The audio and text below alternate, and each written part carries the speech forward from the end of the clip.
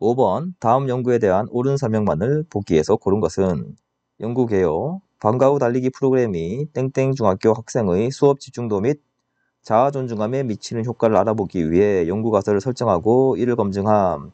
읽어보면 요게 지금 독립변인이고 수업 집중도가 종속변인 첫 번째, 자아 중감이 종속변인 두 번째라는 거 이해할 수 있습니다. 바로바로 딱 머릿속에 들어와야 돼요. 여러분들 읽을 때. 연구 설계 및 자료 수집, 땡땡 중학교에서 남녀별로 각각 체력 수준이 유사한 학생들을 100명씩 무작위로 선정하여 A, B 두 집단에 남녀 각각 50명씩 임의로 배정함. 8주 동안 A 집단은 평소와 동일하게 생활하고 같은 기간 B 집단은 방과 후 달리기 프로그램을 수행함. 프로그램 적용 사전과 사후에 측정지를 사용하여 A, B 집단 모두 수업 집중도 및 자아 존중감을 스스로 평가하게 함. 여기 보면 이거 무슨 법으로 했습니까? 이거 지금 실험법이죠? 실험법입니다. 사전, 사후 측정이 있고요. 집단을 두 개로 나눠서 한 집단은 방과 후 달리기 프로그램을 하고 그러니까 B 집단이 방과 후 프로그램을 했으니까 이게 지금 실험 집단이 되겠죠? 그다음 A 집단은 평소와 동일하게 했으니까 통제 집단이 될 겁니다. 자, 자료 분석 결과 다음과 같이 나온다. A 집단, B 집단, 남녀 나오고 수업 집중도, 자아 존중감, 사전 조사, 사후 조사가 각각 나옵니다. 측정 항목은 모두 5점 척도이며 점수가 높을수록 그 정도가 높다. 분석 결과는 통계적으로 유의미하다. 이게 나옵니다. 통계적으로 유의미하다. 기억, 니은에 대한 조작적 정의는 자, 니은, 수업 집중도에 대한 조작적 정의는 자료 분석 단계에서 이루어졌다. 이 조작적 정의는 자료 분석 단계에서 이루어지면 안 되고 연구 설계 단계에서 이루어져야 돼요. 이렇게 되면 연구 자체가 잘못된 겁니다.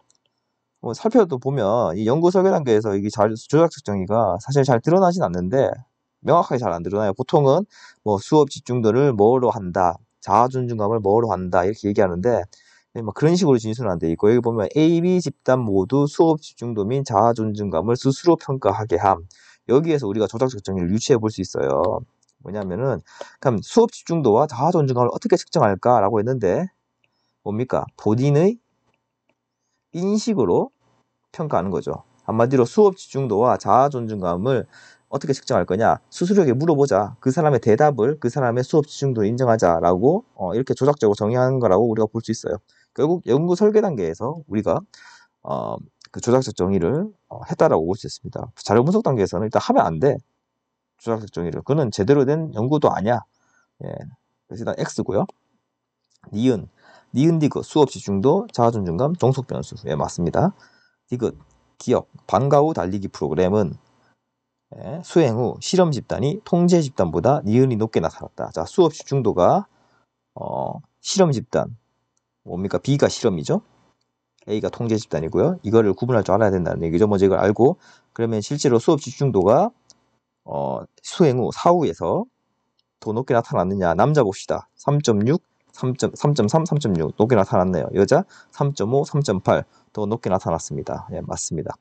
그리고 여러분들 여기 더 높게 나타났다는 말에서 이 진술과 통계적으로 유의미하다는 진술이 연결되거든요. 사실 이거 그냥 약간 영화의 맥거핀 비슷하게 맨날 나오는 단어인데 이걸 조금 더 얘기해주면 이게 통계적으로 유의미하다라는 거는 어떤 의미냐면요. 이게 보통 조사라는 게 우리가 이 표본조사잖아요. 표본조사. 모든 연구조사가 거의 다 표본조사예요. 표본조사. 왜냐하면은 여기도 보면 실험을 했는데 모든 학생에게 전부 다 방과 후 프로그램, 그러니까 우리나라 모든 학생들에게 전부 다 방과 후 프로그램을 돌려가지고 실험을 한 게 아니라 각각 100명씩 무작위로 뽑은 거잖아요. 그래서 표본입니다. 표본. 그러면 이 분석을 해서 수치를 뽑아내면은 표본을 어떻게 뽑아내느냐에 따라서 이 수치가 조금씩 다를 거 아니에요. 그러니까 우리가 첫 번째 표본 A, 표본 B, 표본 C, 표본 D 이렇게 해서 총 4번에 걸쳐서 이 똑같은 실험법을 하면 이 수치가 조금씩 달라질 겁니다. 그러면은 이를 매번 할 수 없으니까 한 번만 딱 할 거야. 그래가지고 수치를 비교합니다. 한마디로 A 집단의 남자의 3.3과 B 집단의 남자의 3.6을 비교를 해서 차이가 났으니까 0.3의 차이가 나네. 그러면은 실제로 이 표본의 차이가 전수 집단의 차이를 대표할 것인가. 그러니까 실제로 이 차이가 의미가 있는 차이인가, 그게 아니라 그냥 표본 뽑다 보니까 운 좋게 차이가 나온 것인가, 그거거든요. 그래서 이거를 통계학에서 여러 가지 이론을 세워가지고 어떻게 해서 어떻게 표본을 뽑아내고 그렇게 뽑아낸 표본에서 그 표본 간의 수치 차이가 얼마 이상 나면은 뭐 몇 퍼센트의 확률로 유의미하다 뭐 이런 식으로 얘기를 하거든요. 네, 그래서 이게 통계적으로 유의미하다는 거는 조금 더 구체적으로 설명하면은 이 A 집단과 B 집단의 수치의 차이가 그냥 우연히 운 좋게 나온 수치가 아니라 실제로도 차이가 있다고 볼 수 있다는 거예요. 네. 그러니까 여러분들 그 여론조사 같은 거 하면은 뭐 그런 거 하잖아요. 그거 그 뭐라고 그러죠? 그 표본조사니까 그 오차범위라고 얘기하잖아요. 오차범위. 그러니까 오차범위 뭐 플러스 마이너스 2.5%입니다. 그러면은 오차범위 내에 있다 그러면은 그건 무슨 뜻이냐면은 이 오차는 통계적으로 유의미한 오차가 아닌 거예요. 한마디로 같은 거라는 얘기입니다. 그런데 여기서 통계적으로 유의미하다는 얘기는 이 차이가 이건 실제로 차이가 있는 거다라고 인정받을 수 있다는 거예요. 네. 좀 괜히 길게 얘기했네요. 네, 그다음 디귿. 디귿 리을에 해당하죠. 디귿. 자아존중감의 경우 여학생은 남학생과 달리 기억에 영향을 받지 않았다. 보면 자아존중감 봅시다. 여학생